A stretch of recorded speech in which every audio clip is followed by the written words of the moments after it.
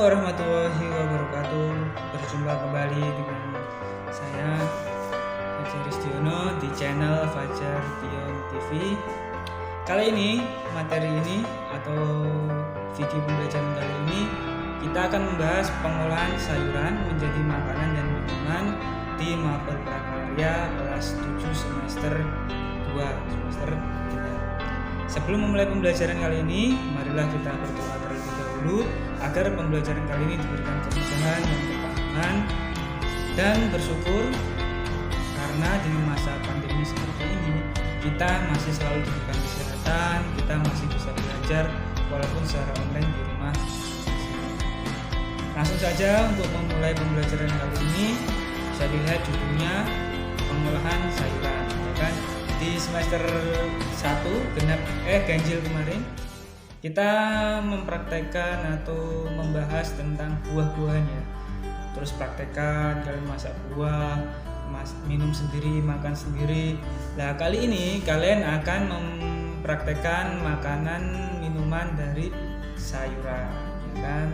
Sayuran itu seperti apa, jenisnya seperti apa, cara masaknya seperti apa, kita akan bahas di semester ini. Baik, langsung saja untuk memulai pembelajaran kali ini kita lihat slide berikutnya. Ya, kita lihat dulu kompetensi dasar atau materi dasarnya terlebih dahulu. Ada 3.3. Memahami, merancang, pengolahan, penyajian dan pengemasan bahan pangan sayuran menjadi makanan atau minuman kesehatan yang ada di wilayah setempat. Artinya 3.3 ini atau teorinya kalian akan membahas apa, rancangan pengolahannya, pengertiannya apa, klasifikasinya apa, cara pengolahannya seperti apa, itu akan kalian pelajari secara teori. Dan lanjut juga di 3.3.4-nya yaitu mengolah, menyaji dan mengemas bahan pangan sayuran menjadi makanan minuman kesehatan yang ada di wilayah setempat. 3.4-nya kalian praktekkan, ya kan? Kalian praktekkan sayuran itu mau buat makanan lah atau minuman, itu terserah kalian, sehingga menjadi suatu produk pangan yang baik untuk kesehatan. Itulah kompetensi dasarnya. Kita lanjutkan ya. Nah, sebelumnya kita lihat dulu pengertiannya. Kita ke teorinya terlebih dahulu. Pengertian dari sayuran adalah bagian vegetatif dari tumbuhan yang dapat dimakan baik secara segar maupun melalui pengolahan dengan cara dimasak. Artinya bagian tertentu dari tumbuhan, misalnya daun, batang, terus buahnya, itu bisa dimakan yang tumbuh dari tumbuhan. Contohnya daun, ya kan? Daun daun selada, daun sawi, itu kan bagian dari tumbuhan, terus bisa kalian makan, itu disebut tumbuhan. Baik secara langsung maupun pengolahan. Secara langsung bisa kalian langsung makan langsung, bisa kalian olah terlebih dahulu, direbus, digoreng dan sebagainya, ya kan? Contohnya apa? Sayuran yang bisa langsung dimakan, ya kan? Contohnya apa? Timun lah, ya. Timun itu termasuk sayuran, tapi sayuran buah ya. Timun langsung bisa kalian petik, bisa kalian makan. Kalau timun diolah, gimana caranya? Ya kalian potong-potong tersebut bisa direbus lah, bisa digunakan untuk lalapan penyetan dan sebagainya. Itu namanya diolah. Itu pengertian dari sayuran. Langsung kita lanjutkan klasifikasi sayuran. Bisa dilihat pada gambar tersebut, sayurannya sangat beraneka macam, ya kan? Warnanya juga beraneka, menggugah menyilaukan mata. Dari bentuknya bulat, panjang, terus yang tipis, warnanya merah, kuning, hijau dan sebagainya. Itu termasuk dari klasifikasi atau jenisnya. Dibagi menjadi berapa? Dibagi menjadi yang pertama berdasarkan bagian tanaman yang dimakan. Apa itu bagian tanaman yang dimakan? Bagiannya contohnya ya daun, akar, batang sampai buah, itu bagian tanamannya. Terus yang kedua, bagian pigmen yang dikandung. Pigmen itu apa? Pigmen itu warna. Bisa dilihat kan pada gambar itu, warnanya sangat banyak sekali. Ada yang merah, hijau, kuning, bahkan ada yang ungu, ya kan? Ada yang oranye, macam-macam. Itu namanya pigmen atau warna yang dikandung dalam sayuran tersebut.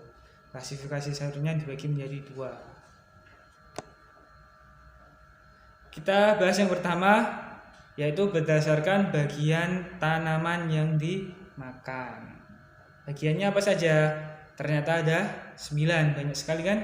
Ada sayuran daun, leaf vegetable, batang, stem vegetables, akar, root vegetables, ada polong ini biji, ada bunga, flower vegetables, buah, fruit vegetables, terus umbi batang, umbi lapis, bulb vegetables, dan jamur atau mushroom, ya kan? Dibagi menjadi 9 bagiannya, ya kan? Kita lihat satu persatu. Yang sayuran daun atau leaf vegetables, artinya bagian daunnya tersebut yang bisa dikonsumsi atau dimakan. Contohnya apa ini? Sawi, jelas. Ya kan? Sawi hanya bagian daunnya yang bisa dimakan. Kalau kamu makan akarnya bisa? Kalau mau coba silahkan, ya tidak bisa. Terus sayuran batang atau stem vegetables, artinya bagian batangnya saja yang bisa dimakan. Contohnya yaitu apa ini? Rebung. Tahu rebung? Yaitu bambu masih muda. Kalau bambu sudah tua, daunnya kalian mau makan silahkan, jelas tidak bisa. Yang bisa dikonsumsi yaitu bagian batangnya yang masih muda atau rebung. Biasanya dibuat untuk olahan itu. Makanan dari Semarang yang terkenal itu apa? Yang biasanya digoreng itu? Ya, lumpia, kan? Pakai rebung. Bisa juga di sayur. Terus yang ketiga, sayuran akar atau roots vegetables. Bisa dilihat contohnya apa ini? Wortel, ya kan? Wortel kan dari tanah. Terus akarnya itu mengalami modifikasi tumbuh besar, itu namanya wortel atau root vegetable. Bisa dikonsumsi kan wortel, biasanya dibuat untuk sayur sop dan jus sebagainya. Yang keempat, sayuran polong atau biji kecil-kecil, itu namanya polong. Contohnya apa itu? Ya, pete atau edamame, jazen edamame. Edamame itu kacang-kacangan, ya kan? Biasanya ini yang suka pete langsung dibuat lalapan, digoreng untuk sambelan, enak ini. Terus sayuran bunga atau flower vegetable, contohnya apa ini? Ya baik, saya lanjutkan kembali, yaitu sayuran brokoli, sejenis sayuran bunga yang mana brokoli ini yang dimanfaatkannya yaitu bagian bunganya, yaitu kepalanya yang atas itu dipotong, biasanya untuk tumisan, untuk capcay dan sebagainya. Itu namanya sayuran bunga atau flower vegetables. Lanjut, yang keenam, sayuran buah atau fruit vegetables. Contohnya yang di sini yaitu tomat, ya kan? Buah tomat ini biasanya digunakan untuk sayur bisa, untuk lalapan juga bisa. Kalau yang dimasak itu biasanya untuk sop atau diolah direbus itu tomat untuk sop. Kalau yang biasanya untuk langsung buat jus itu biasanya juga tomat, tapi bentuknya tomat yang buah, tomat yang besar. Kalau yang sayuran untuk sop itu buah yang kecil, tomat yang kecil di warna hijau itu digunakan sebagai sayuran buah. Lanjut yang ketujuh, sayuran umbi batang. Contohnya yaitu,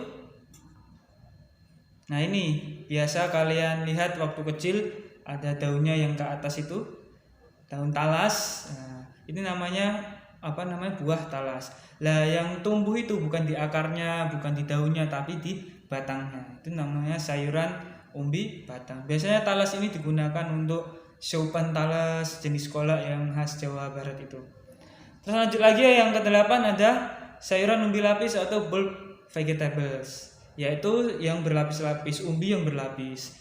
Contohnya ada pada bawang merah, ya kan? Kenapa dikatakan berlapis? Karena bagiannya itu berlapis-lapis itu, ya kan? Kalau dibelah jadi dua kelihatan kan itu berlapis-lapis, ya kan? Ada ruas-ruasnya. Terus yang terakhir, sayuran jamur atau mushroom, ya kan? Biasa kita jumpai sehari-hari ini, ya kan, yang di pasar itu yang diplastiki, ya kan, terus dijual 5 ribuan, atau kalau enggak jamur crispy, ya kan, ditepungi terus digoreng sangat crispy, itu dicampuri bumbu-bumbu balado. Itulah sayuran jamur. Oh, sudah selesai. Mungkin cukup sekian. Sebelum ke tugas saya refleksi sebentar. Tadi jenisnya ada 9 ya.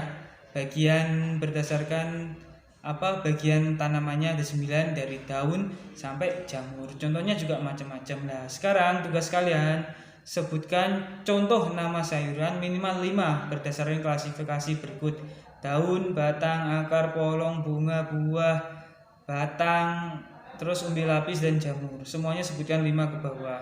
Misalnya tadi daun, contohnya apa tadi?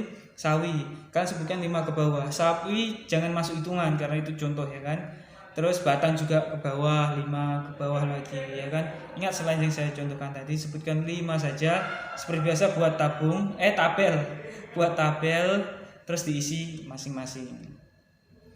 Terus ini ketentuan tugas. Yang pertama, tulis di buku tulis, kemudian upload, difoto dulu, diupload di Google Classroom atau Japri saya bisa. Jangan lupa sertakan nama, nomor absen dan kelas pada buku tugas tersebut. Kumpulkan terakhir seminggu dari sekarang.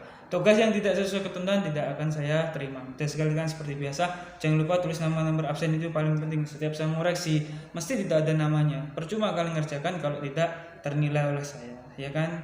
Cukup sekian dari awal sampai akhir. Banyak yang kata-kata yang tidak jelas atau kurang jelas atau tidak berkenan, saya minta maaf. Kita berjumpa lagi di video pembelajaran selanjutnya. Terima kasih. Wassalamualaikum warahmatullahi wabarakatuh.